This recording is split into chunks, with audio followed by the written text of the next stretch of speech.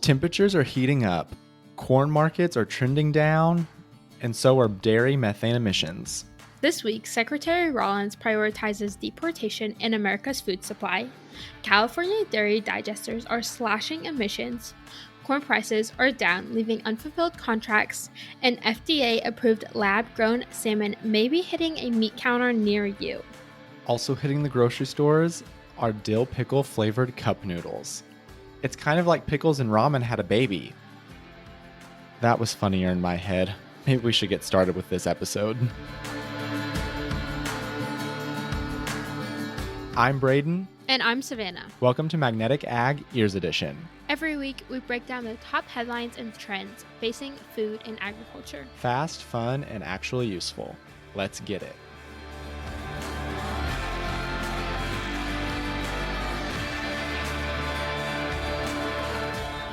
Big moves in California's methane strategy this week as a new study out of UC Riverside confirms that dairy digesters, those giant tarps stretched over manure lagoons, are slashing emissions by as much as 80%. And that number is more than just a headline. It's the first real-world, peer-reviewed confirmation that these systems actually work. The finding comes from a 2-year study at a commercial dairy in Tulare County, where researchers tracked methane emissions before and after the farm installed a covered legume digester system in 2021. It's no surprise that this research was done in Tulare County, California. That region alone produces more milk than anywhere else in the country. And in this research, scientists tracked emissions for a full year before and after the digester was installed in 2021. And the data is telling a clear story. Early on, they detected some methane leaks, but rather than writing off the project, the team worked directly with the operator, California Bioenergy, to fix the issue. Once those adjustments were made, methane levels dropped significantly. The report calls it a, quote, textbook case of adaptive management. It's also one of the first peer-reviewed studies to validate what California policymakers have long hoped, that digesters can help the state meet its aggressive climate goals, specifically a 40% reduction in methane emissions below 2013's levels by 2030. For some additional context, methane is 80 times more powerful than carbon dioxide when it comes to trapping heat in the atmosphere over a 20-year period. In California, a large chunk of methane emission comes from dairy operations, not just from cows themselves, but from the way their manure is stored. And that's where these digesters come in. By sealing manure ponds with a gas-tight membrane, farms can trap the methane, clean it, and often repurpose it as a renewable natural gas, fueling trucks or even going back into the energy grid. But while these numbers are impressive, the study also outlines some key limiters. Digesters don't reduce ammonia or the fine particulate pollution, both of which still impact local air quality. Plus, these systems require complex permitting, major capital investment, and long-term maintenance. Not every farm can take that on. Still, for operations that make it work, the payoff could be substantial, both environmentally and economically. As of now, more than 130 digesters are already in operation on California dairies. In the big picture, this study could shape how funding, tech adoption, and policy evolve for the state's 1,200 plus dairies, especially as California works towards its aggressive 2030 climate goals. After months of volatility, corn farmers are asking, can we count on a summer rally, or will we be left husking disappointment? According to Ag Marketing IQ's JJ Kesk, waiting for that midsummer uptick might just paralyze your sales strategy. Historically, December corn futures hit their yearly high in May or June in 6 of the last 10 years. But that's not the case in 2025. This year's top was in February at $4.79. The April rally stalled at $4.69. May peaked even lower at $4.56. And June has only ticked up to about $4.50. So here's the issue.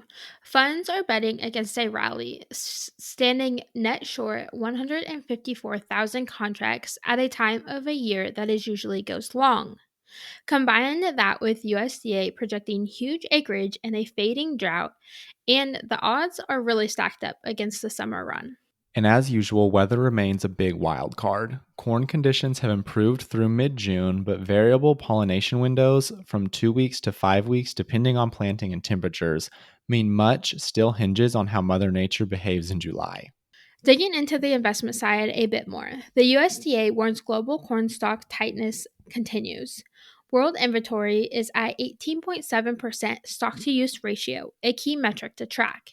Funds are bearish on corn, even though they are bullish on cattle and hogs. CBOT corn spreads are exhibiting unusual patterns. July contracts are cheaper than December, hitting at either excess old crops or a mispricing. In other news, we're talking about a move that has stirred up both relief and controversy. The Department of Homeland Security has reportedly eased its approach to immigration enforcement on farms and in hospitality, giving a temporary break to industries that heavily depend on undocumented labor. This shift comes after backlash from ag leaders and lawmakers in response to recent workplace raids and detentions by Immigration and Customs Enforcement. Ag Secretary Brooke Rollins isn't pulling any punches, though. While acknowledging the update, she made it clear she still stands firmly with President Donald Trump's border immigration agenda.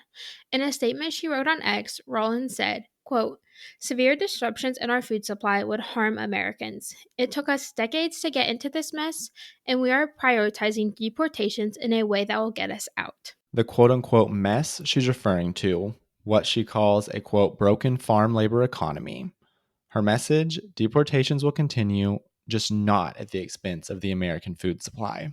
Still, the policy shift forward signifies criticism from the ag community. House Agriculture Committee Chair Glenn Thompson minced no words when addressing what he saw as a heavy-handed enforcement tactics. He said, quote, "To come in here with guns blazing and what you're taking out are hard-working dairymen, it's just wrong." So, what does this really all mean? For now, farms can breathe a small sigh of relief. The labor that keeps America fed, milking cows, picking produce, processing food, isn't being targeted as aggressively, at least for the short term. Savannah, we all know you prefer your protein to come from land, and I'm always down for anything from the ocean. But what if I told you we could do both with a single protein? This week, the FDA has officially greenlit the first ever lab grown salmon for U.S. consumers. The approval goes to San Francisco based startup Wildtype, which will now serve its cultivated salmon at a fine dining restaurant in Portland, Oregon. And yes, we're talking real fish, but without the fishing. How does it work? Wild type starts with cells from Pacific salmon. Those cells are grown in stainless steel tanks, harvested, and then blended with plant based ingredients to replicate the taste, texture, and look of conventional fillets, right down to the marbling. The FDA issued a no questions letter this week confirming the product is as safe as traditional seafood. The pre market safety assessment clears a major regulatory hurdle and marks a milestone in the cultivated seafood industry. Wildtype becomes just the fourth cultivated protein company to get FDA approval in the US, but the first to do so with a fish product. It's a sign of growing momentum in the cell based meat and seafood space, but also one that comes with significant pushback. State level bans are already in effect. Nebraska, Mississippi, Florida, and Alabama have outlawed the sale of cultivated meats. Several other states are currently weighing restrictions. Opponents argue lab grown meat threatens traditional producers, but Wildtype and others see it differently. They say it's not about replacing ag, it's about meeting rising global demand for protein without overwhelming land and water resources. And there's consumer interest to back it up. According to the Food Institute, up to 15% of Americans now identify as flexitarians, meaning they're looking to cut back on meat or cut it out entirely. That demand could be critical for an industry still struggling to scale. Despite high interest, cultivated meat and seafood haven't yet made it to retail stores, and fundraising has significantly cooled in recent years.